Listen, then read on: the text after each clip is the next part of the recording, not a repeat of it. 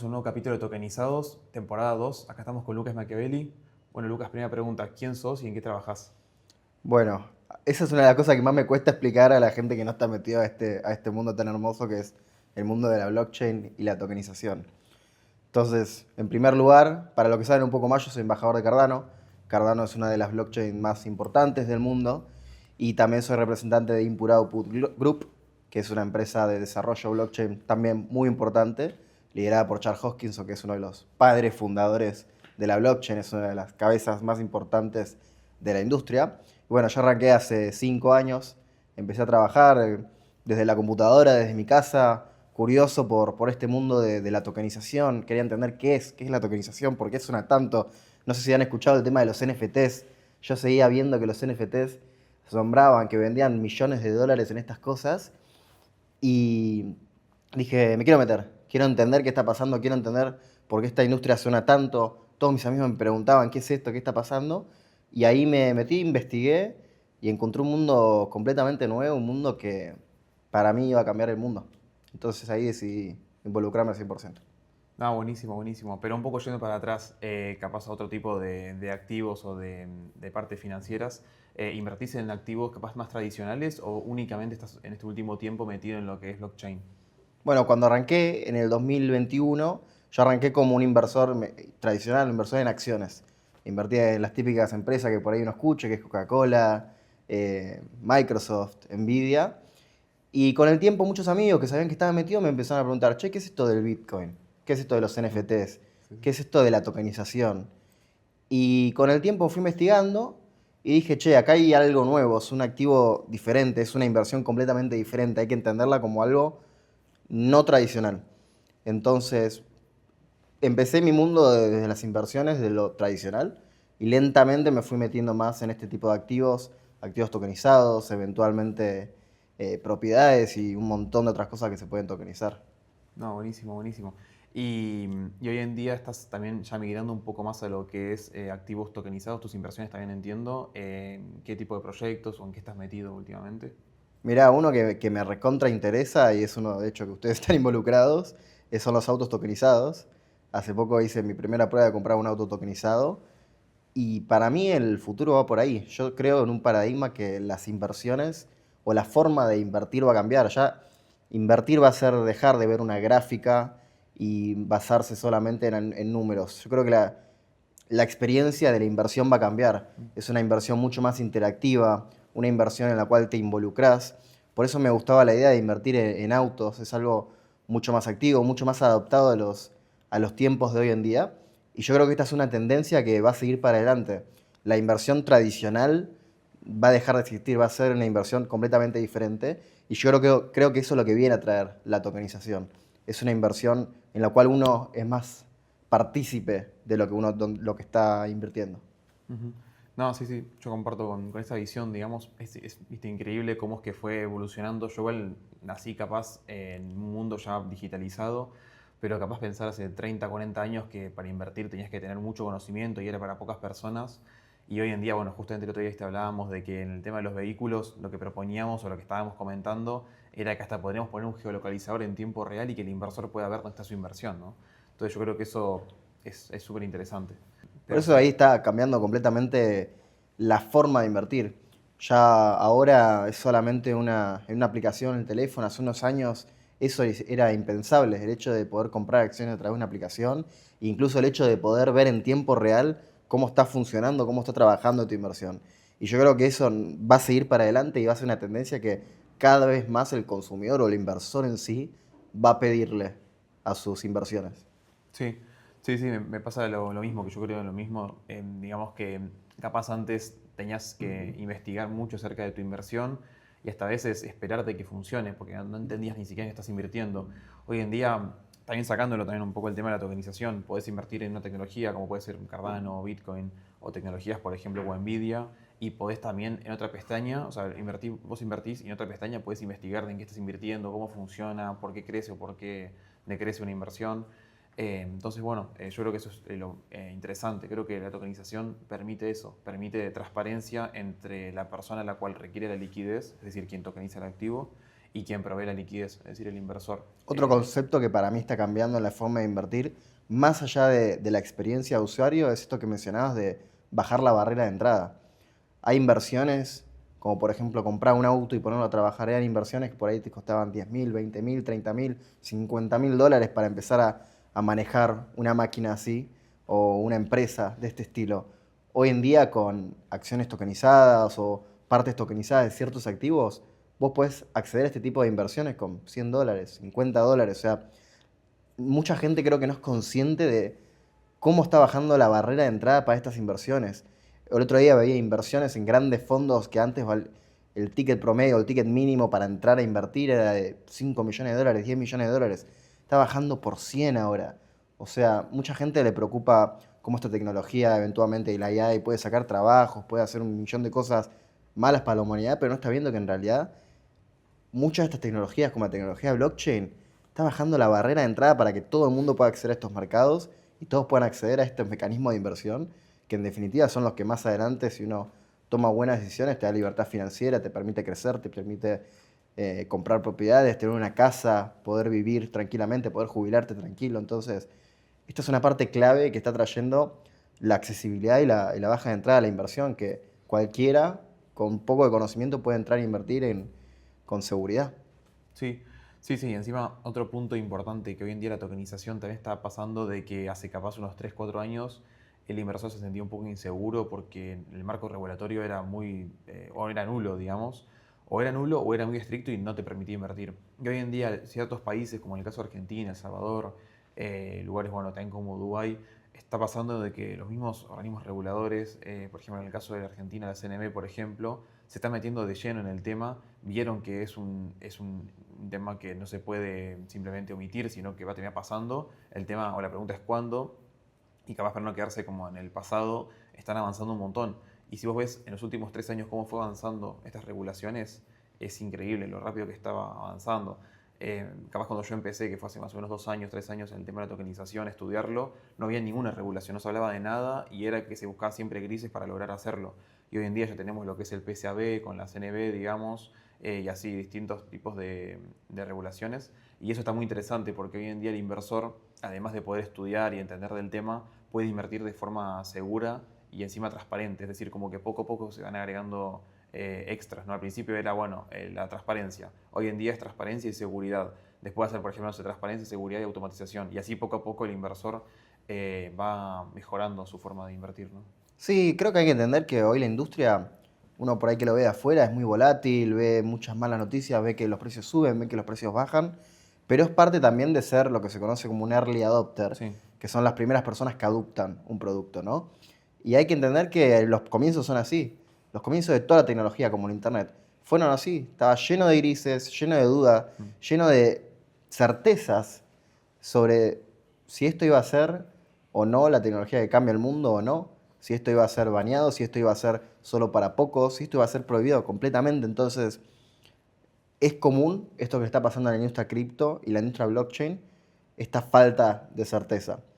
Pero con el tiempo, y como decía vos, con las regulaciones, con organismos gubernamentales que están cada vez favoreciendo esto, impulsando esto, generando pruebas pilotos para ver cómo funciona esto de una manera segura y transparente, cada vez se está volviendo más seguro. Cada vez esto, como decía antes, se está bajando la barrera de entrada, pero no solamente como inversión, sino como partícipe desde la experiencia de usuario, cada vez es más fácil participar de esto. Entonces es algo que solamente va a seguir incrementando. Para mí lo importante de entender esto es que esto es una tendencia. Antes esto era para unos pocos, ahora es para un poco más y eventualmente yo creo que estamos hablando de 5 a 10 años, esto va a ser productos que van a estar en la vida diaria de cualquier persona. sí, sí, como yo me imaginaba este último tiempo, es como hace 5 años era imposible imaginarse en una cuenta de banco, digamos, en el celular, una aplicación de banco, poder invertir en criptomonedas. Hoy en día hasta en los países más regulados tienen eso. Y para mí dentro de 5 o 10 años va a ser, bueno, querés invertir en acciones, querés invertir en criptomonedas o querés, no sé, tener una parte de un vehículo o de una propiedad. Y eso va a ser en las aplicaciones mismas de los bancos esta opción. Y es así como yo lo veo, digamos. Y es como poco a poco yo creo que está avanzando el mundo. También mencionaste antes el tema de la AI. ¿También estás invirtiendo en AI o te interesa el tema? ¿Qué tenés para comentar? Yo soy fanático de toda tecnología de vanguardia, entonces la investigo investigo muchísimo, la uso, la aplico en todo lo que hago. Estoy desarrollando también con AI, estoy haciendo un montón de experimentos. No invierto activamente porque prefiero invertir sobre algo que yo conozco mucho, que es la industria de blockchain y todos los sus alrededores, donde tengo mucho conocimiento, muchos contactos y mucha información sobre cómo tomar decisiones. Ahora, no quita que la AI es una industria que la está rompiendo y en algún sentido, en comparación, si querés, a la industria de blockchain, pudo romper esta barrera de entrada, esta barrera de los early adopters a través de un chat, a través de un chatbot como ChatGPT, pudo romper esta primera barrera de early Sí. adopters y pudo generar adopción masiva. Y ahora yo creo que esto es lo que le falta y lo que se viene para la industria de blockchain. Falta un producto o productos o billeteras en sí que puedan romper Sí. estas barreras. Y yo creo que los activos tokenizados, por la simpleza que pueden tener, simplemente comprar una acción o un porcentaje de un auto, pueden ser el producto clave que rompa la barrera de adopción para blockchain y la blockchain termina siendo algo masivo. Que no sea solamente usar USDT, usar el dólar digital o comprar Bitcoin solamente y holdearlo. Yo creo que los real world assets, la tokenización, pueden ser efectivamente los que terminen de romper esto. Me encantó esa comparación. Es como que la tokenización es el chat GPT de la blockchain. Está muy Total. bueno. Es que sí, mientras vos lo decías, yo estaba pensando y tiene mucho sentido, porque hoy en día todo el mundo usa chat GPT y capaz si le preguntás quién está por detrás, OpenAI, y después quién está por detrás, y hasta ahí se quedaron. Como que no Sí. entienden mucho lo que pasa por detrás, y es perfectamente lo que lograron, por ejemplo, no sé, en transacciones SWIFT con los bancos, digamos. Los bancos, la gente dice, che, te mando plata, hace enviar, cuál es el CBU, cuál es el alias, y mandan, y no tienen ni idea de lo que está pasando por detrás, o en internacionales también. Terminan siendo decisiones de producto. Sí, Y eso también es lo más difícil de solucionar, porque lo que pasa es que la tecnología muchas veces está, pero hace falta darle una vuelta de giro al producto. De hecho, ChatGPT fue eso y tuvo tanto éxito porque cambió el paradigma detrás del producto que había en la inteligencia artificial y lo cambió de una manera que generó adopción masiva.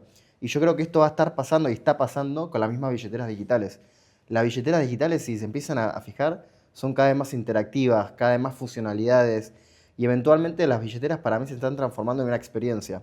Una experiencia en la cual no es solamente mandar transferencias, recibir transferencias, sino que es meter un plazo fijo, sino que es comprar criptomonedas. Ahora están algunas billeteras acá en Argentina están sacando juegos, mercados de predicciones para hacer apuestas, están sacando diferentes mini aplicaciones y esto es una tendencia que creo que no va a parar y las billeteras, como decía, en unos años se van a transformar en un centro mm, de experiencias y no va a ser solamente mandar plata, sino que va a ser muchísimo más. Y yo creo que en ese muchísimo más, un papel muy fuerte lo va a tener la tokenización, que es no solamente compres una acción, no compres una criptomoneda, no compres o entres a un plazo fijo, sino compra un pedazo de una acción, de un activo tokenizado, compra oro, compra commodities. Hay un montón de cosas que como producto se puede empezar a experimentar y yo creo que ese va a ser el momento que va a cambiar la industria de la blockchain, cuando la blockchain pueda entender cómo penetrar completamente en las billeteras digitales. sí, sí, sí. No, eso es clave. Es capaz de entender que las aplicaciones que hoy en día vemos como simples o que simplemente es enviar y recibir dinero van a empezar a migrar a otro tipo de soluciones. Y es muy gracioso lo que decís, pero es verdad, las aplicaciones de Web3 hasta hoy en día tienen feo UX UI, experiencia de Sí, usuario, pero antes eran horribles, o sea, antes sí. eran inusables. Tenías que usar MetaMask, que era una extensión de Google que tenías que descargar previamente. No sé, tenías que conectarla a la página. Yo me acuerdo en la época del 2021, los juegos NFTs, por ejemplo, que tenías que aprender un montón de cosas y la adoptabilidad o la adopción era nula, o sea, pero literalmente nula. Nadie podía entenderlo eso, excepto que se vea 5 tutoriales antes. Y eso es lo que logró la AI. La AI, la verdad, que logró penetrar en el mercado muy bien y casi que pasa desapercibida. Nadie entiende qué pasa por detrás y lo utilizan. Y eso es lo que justamente a la blockchain le faltó. Yo creo que es algo. Yo creo que la blockchain fue como un caso similar a lo que le pasó a Tesla con el tema, por ejemplo, de la luz o el internet que él ya hablaba, que en la época era algo muy avanzado y que la gente no lo comprendía.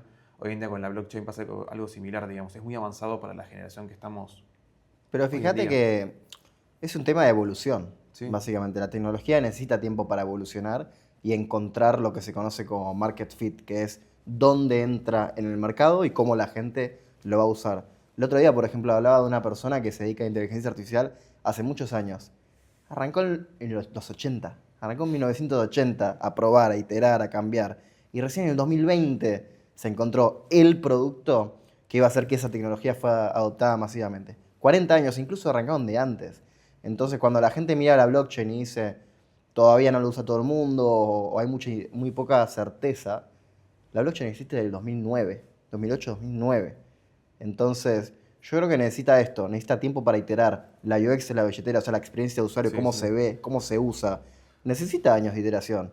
Y años tras año vos lo irás viendo y los que usen billeteras digitales lo irán viendo. Están mejorando un montón, están agregando funciones. Hasta hace unos pocos años que tenga una tarjeta de débito, un banco digital era rarísimo. Sí. Ahora todos tienen tarjeta Hasta de digital. crédito hoy en día. Ahora tarjeta de crédito. Sí, Entonces, hay que darle un tiempo de iteración y es el tiempo de maduración de cualquier industria. Entonces, sí pasa que la blockchain tecnológicamente está muy fuerte, sí. le falta desarrollo de producto. Y creo que mucha gente, las cabezas de esta industria ya lo ven o lo ven hace mucho tiempo y están trabajando en eso. Sí, sí. Yo creo que no el problema, pero el tema que tuvo blockchain es que todas las cabezas que lo fundaron es gente demasiado inteligente y que no es gente de a pie. No hay mucha, o sea, Sí. vos ves a los fundadores y son todos extraterrestres, digamos, Sí, y literal. vos decís, o sea, no hay ninguno que, no sé, vaya a la esquina a comprar algo, o sea, son todos diferentes al promedio y las piensan las cosas en un mundo diferente, donde en el mundo de hoy en día hay hambre, hay problemas, hay inseguridad, que es donde vivimos, no nos gusta o no. Entonces, adaptar un poco eso es lo que para mí lo va a lograr la demanda del mercado, ¿no? O sea, el mercado para mí se autorregula y solo el mercado va a decir qué le sirve y qué no. Y yo creo que blockchain dura como se usaba hace 5 años, ya el mercado dijo que no le interesa. Por eso es que ahí yo creo que la batalla del uso del día a día la está ganando contra la blockchain. Pero con estos nuevos productos que van a ir saliendo, la tecnología en sí se va a ir utilizando mucho más.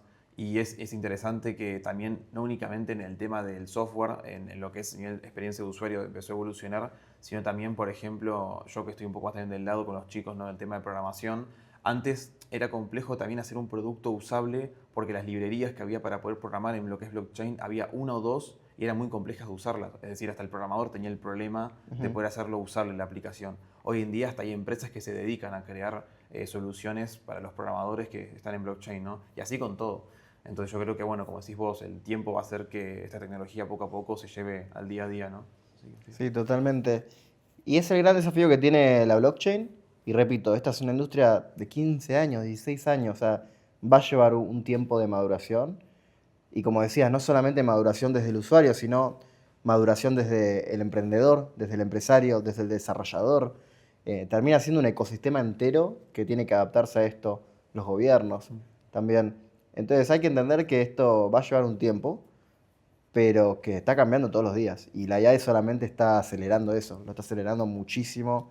Ya tenés equipos de desarrollo que están cada vez más chicos y cada vez sacando Sí. más resultados.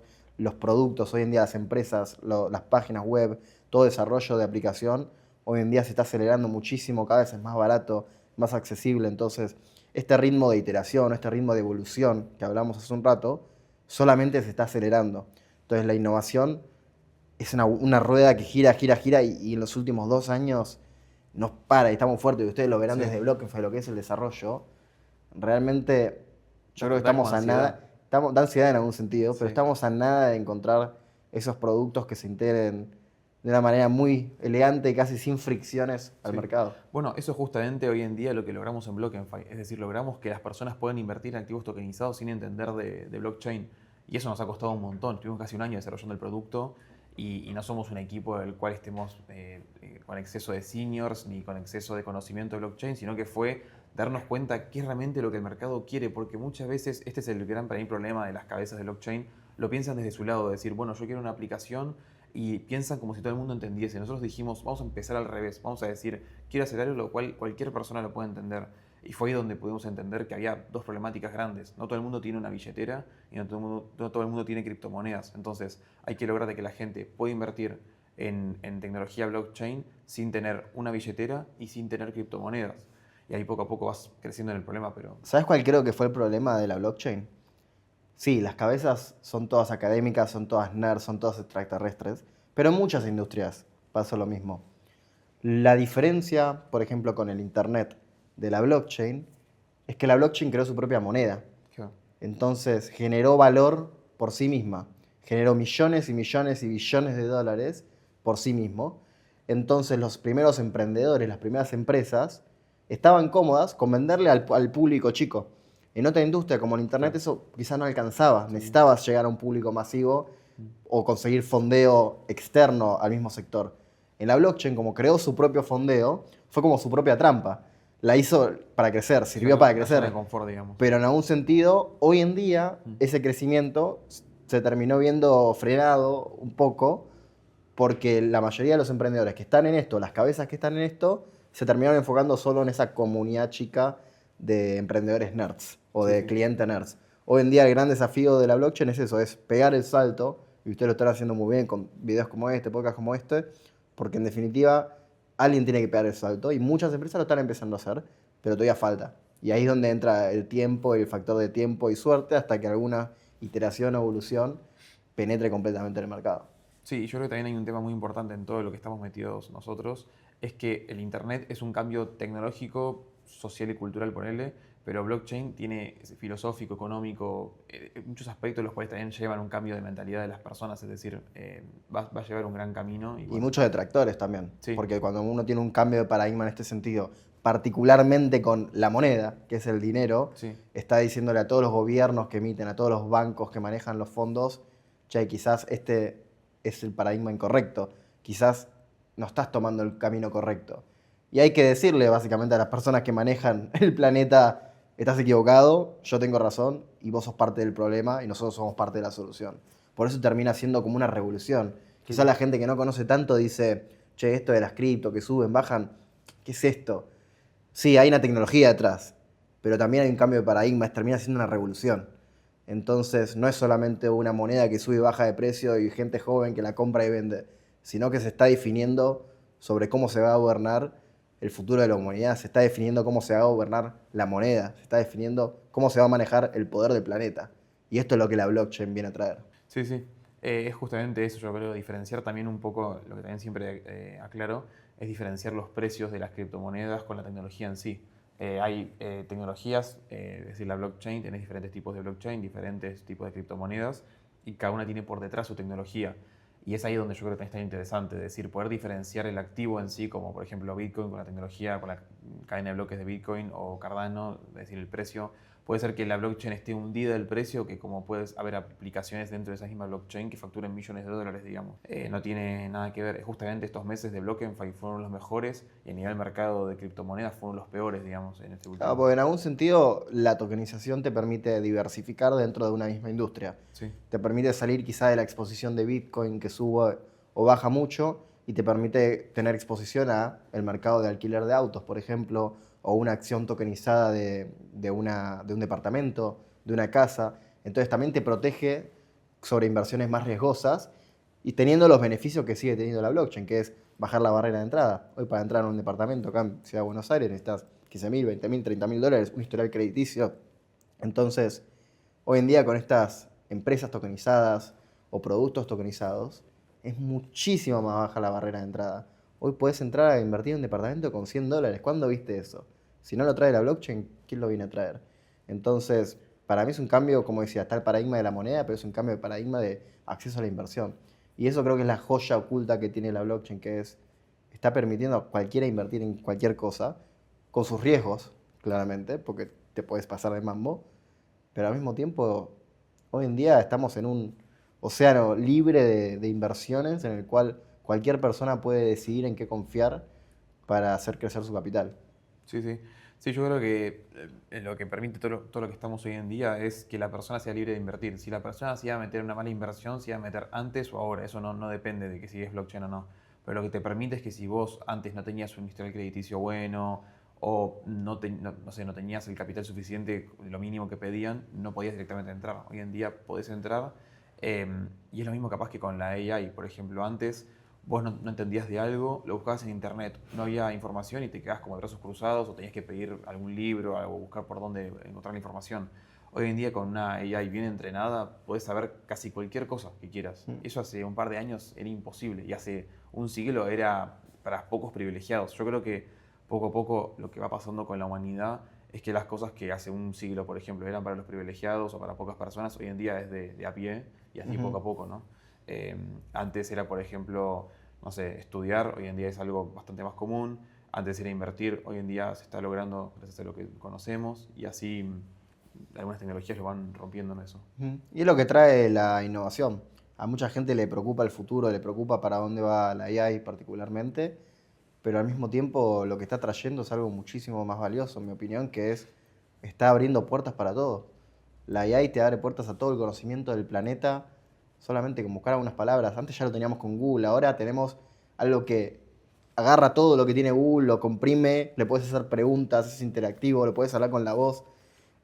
El salto que hubo para mí desde el simple buscador hace unos años hacia los chatbots, los OpenAI, es tan grande Sí.